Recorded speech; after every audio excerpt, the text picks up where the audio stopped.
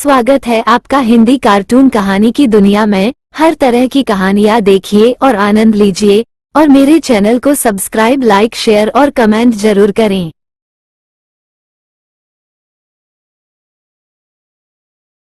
पीले दांत वाली बहू।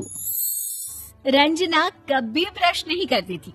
उसे कितनी बार उसके माँ बाप ने डांटा, लेकिन उसका कोई असर उस पर होता ही नहीं था, जिस कारण से उसके दांत पीले पीले हो जाते हैं।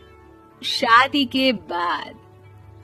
अरे बहू, वैसे तो तुझ में कोई कमी नहीं है, पर तेरे दांत इतने पीले कैसे हैं बेटा? कैसे मतलब? कोई सर्जरी थोड़ी ना कराई है। वो तो क्या नाम, मैं ब्रश नहीं करती थी तो पीले हो गए। अब क्या करूं?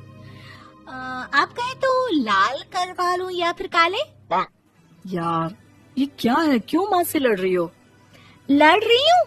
अरे मैं लड़ रही हूँ या ये बोल रही है कि दांत पीले हैं, पीले। अरे तपस्या थोड़ी ना की है इन्हें पीले करने के लिए। बकायदा ब्रश नहीं किया है 20 साल तक, तब जाकर। छी, कैसी बात कर रही हो? ये उस वक्त तो पीले नहीं थे जब हम लोग तुम्हें देखने आए थे। अरे तब साफ करवा लिया होगा डेंटिस्ट के पास जाकर। अब देखो कैसे पीले पीले लग रहे हैं। रंजना सास की तरफ गुस्से से देखती है। फिर शुरू हो गई पीले पीले पीले।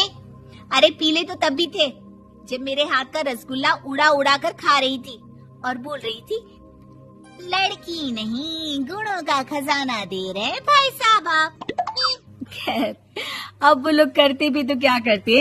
पीले दांत वाली बहू पल्ले पड़ी थी तो झेलना तो था ही।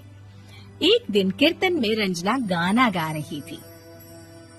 अरे कमला बहन, माँ का द्वार है, यहाँ तो सब शुद्ध होकर आते हैं, फिर अपनी बहू को ब्रश भी नहीं करवाती तुम। दूर से पीले पीले दांत भक्ति में बाधा उत्पन्न कर रहे हैं। अरे कोई 2 साल के बच्चे थोड़ी ना लेकर आई हूँ मैं बहू बनाकर। अच्छी खासी लड़की है, अरे कैसे करवाऊं ब्रश? ये तो उसे खुद करना चाहिए ना।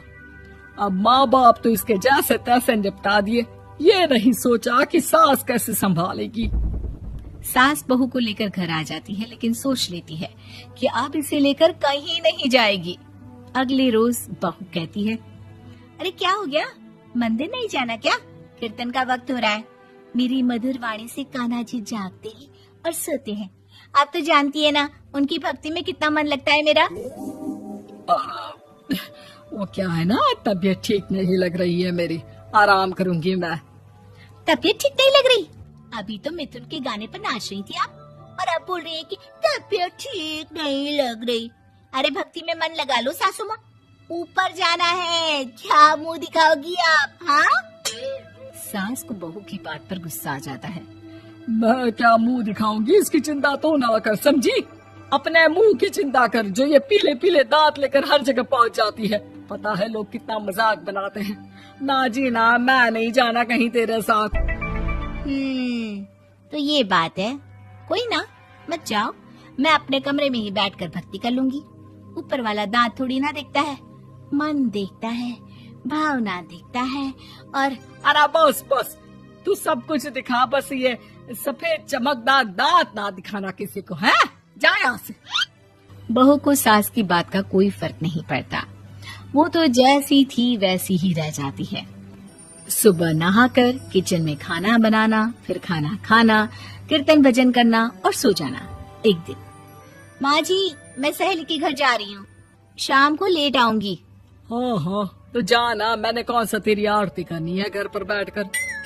रंजना सहेली के घर जाती है, जहाँ वो पार्टी में जाने की तैयारी कर रही होती है। अरे शिखा, कहाँ जाने की तैयारी कर रही है? मैं गलत वक्त पर आ गई क्या? अरे नहीं यार, उल्टा सही वक्त पर आ गया। मैंने ये साड़ी और ज्वेलरी निकाली है यार, शाम को इनके ऑफिस की एक पार्टी में जाना है। बताना कैसा लग रहा है ये सब? नहीं यार, इस ड्रेस के साथ तो वो वाली ज्वेलरी अच्छी लगेगी। हाँ हाँ, सही बोल रही है, मैंने ध्यान ही नहीं दिया। वैसे तो हमेशा से मस्त फैशन सेंस रखती है। तो बड़ा जाती होगी ना पति के साथ पार्टी में। रंजना कुछ नहीं बोलती, बस सोचती है कि यार काश ये बात सही हो जाती। पर मैं क्यों नहीं जाती पार्टी में? क्या इन लोगों की कोई पार्टी होती नहीं होगी? रंजना घर आती है और रात में पति से सवाल करती है, एक बात बताइए, आप मुझे किसी पार्टी में क्यों नहीं ले जाते? क्या आपके यहाँ ऑफिस में पार्टी नहीं होती? पति बेचारा क्या कहता कि दांत पीले हैं तुम्हारे इसलिए। अरे कोई पार्टी होती नहीं हम लोगों के ऑफिस में, तो कहाँ से लेकर जाऊं?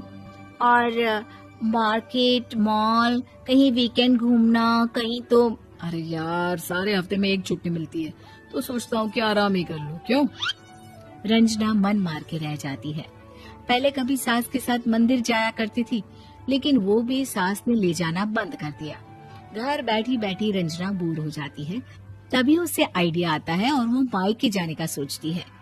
सासू माँ, 2 दिनों के लिए मम्मी के घर जा रही हूँ। अच्छा ठीक है, आराम से जा।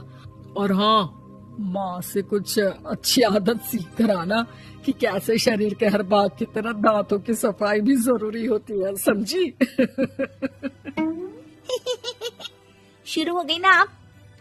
वो लोग आपकी तरह नहीं है कि छोटी छोटी बात का बतंगड़ बना दे। उन लोगों के लिए मैं मायने रखती हूँ, ना कि मेरे पीले पीले दांत। रंजना माँ को बिना बताए उन लोगों को सरप्राइज देती है, लेकिन जैसे ही वो दरवाजे पर पहुँचती है, अंदर देखती है कि घर वाले कहीं जा रहे होते हैं। अब माँ, काश रंजना दीदी के दांतों वाली प्रॉब्लम नहीं होती, तो वो भी हम लोगों के साथ चलती ना बुआ जी की बेटी की शादी में। हाँ बेटा, लेकिन अब उसे कौन समझाए कि उसको उसके पीले दांत नहीं दिखते, लेकिन उसके आसपास के लोगों को कितना एम्बैरेसिंग फील कराते हैं। मुझे तो कितनी बार उसके स्कूल की टीचर ने शिकायत की कि उसके साथ कोई लड़की बैठना भी नहीं चाहती, और ना ही कॉलेज में कोई उससे बात करना चाहता था। लेकिन पता नहीं क्यों उसे ये बात समझ में ही नहीं आती। कोई कमी नहीं है उस लड़की में, बस यही कि दांत पीले हैं। वो तो भला हो जीजा जी और उनकी माँ का, जो दीदी को जैसी है वैसे ही रखा हुआ है। रंजना को अपने घर वालों की बात सुनकर बहुत दुख होता है। वो सोचती है कि वो क्या करे, लेकिन फिर वो सीधा डेंटिस्ट के पास जाती है, अपने दांत चमकाती है और कसम खाती है कि वो रोज ब्रश करेगी। अरे क्या हो गया? तुम तो 2 दिनों के लिए गई थी ना? पर कोई ना, अच्छा है, चलो आ गई तो। रंजना सास के सामने आकर खड़ी हो जाती है और पूरी स्माइल करती है, उसके चमकदार दांतों को दिखाती हुई। चले मंदिर। माँ, मुझे माफ कर दीजिए, मैंने आप लोगों को बहुत एम्बैरेसिंग फील करवाया। मैं आज से रोज ब्रश करूंगी।